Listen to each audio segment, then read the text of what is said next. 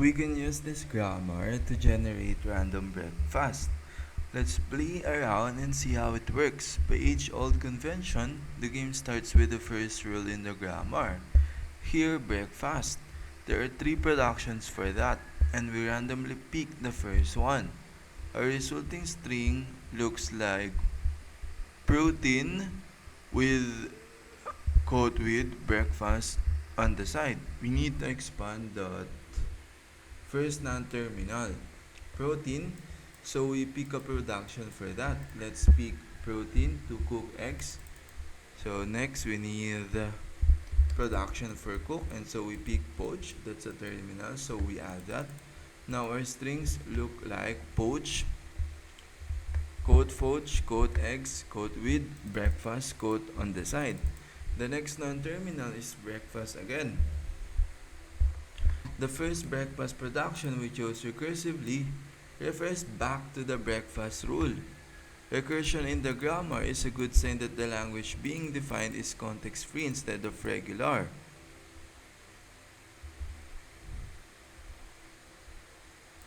In particular, recursion, where the recursive non-terminal has productions on both sides, implies that the language is not regular. Imagine that we've recursively expanded the breakfast rule here several times. Like bacon with like quote bacon with bacon with bacon with dot dot dot. In order to complete the string correctly, we need to add an equal number of on the side quote bits to the end. Tracking the number of required trailing parts is beyond capabilities of a regular grammar. Regular grammars can express repetition, but they can't keep count of how many repetitions there are, which is necessary to ensure that the string has the same number of feed and on the side parts. We could keep picking the first production for breakfast over and over again, yielding all manner of breakfast like quote bacon with sausage with scrambled eggs with bacon. We won't though. This time we'll pick bread. There are three rules for that, each of which contains only a terminal. We'll pick English muffin, quote.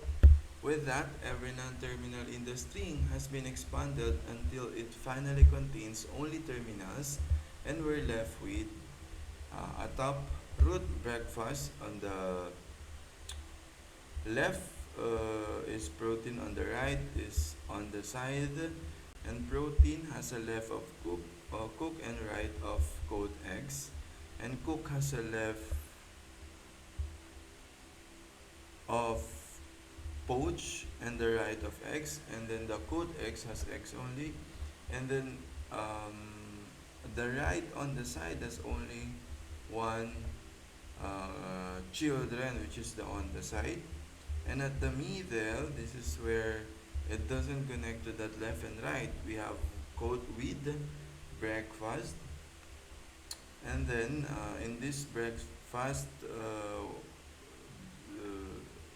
we have bread children, and then at the left of bread is an English, and then the left of bread is English muffin, and the right is on the side, same as on the side children of the breakfast. So anytime we hit our rule, throw in some ham and Hollandaise, and you've got eggs Benedict. Anytime we hit a rule that had multiple productions, we just pick one arbitrarily. It is this flexibility that allows short number of grammar rules to encode a combinatorially larger set of strings. The fact that a rule can refer to itself directly or indirectly kicks it up even more, letting us pack an infinite number of strings into a finite grammar. Enhancing our notation, stuffing an infinite set of strings in a handful of rules is pretty fantastic. But let's take it further. Our notation works, but it's tedious, so like any good language designer, we'll sprinkle a little syntactic sugar on top. some extra convenience notation, in addition to terminals and non-terminals, will allow few other kinds of expressions in the body of a rule. So instead of repeating the rule name each time we want to add another production for it, we'll allow a series of productions separated by a pipe. Like this, bread, right arrow to coat toast, then pipe, coat biscuits, then pipe, coat English muffin, semicolon. Further, we'll allow parentheses for grouping and then allow pipe within that to select one from a series of options within the middle of a production. So we have protein. So here, this 3 coat scrambled poached fried is inside or is parenthesized. And then the scramble before poach and then poach before fried has a pipe bef- uh, before the transition, or like open parenthesis coat scrambled pipe coat poach pipe coat fried, then closing parenthesis, then quote egg semicolon. And then another thing that we would do is using recursion to support repeated sequences of symbols has a certain appealing purity, but it's kind of a core to make a separate name subrule each time you want to loop. So we also use postfix asterisk to allow the previous symbol or group to be repeated 0 or more times. Like this, crispiness, right arrow, quote really, then quote really asterisk semicolon. This is how Scheme programming language works. It has no built-in looping functionality at all. Instead, all repetition is expressed in terms of recursion. A postfix flash is similar but requires the preceding production to appear at least once. Like this, crispiness, right arrow, quote really, plus semicolon. And then a postfix question mark is for an optional production. The thing before it can appear 0 or 1 time, but not more.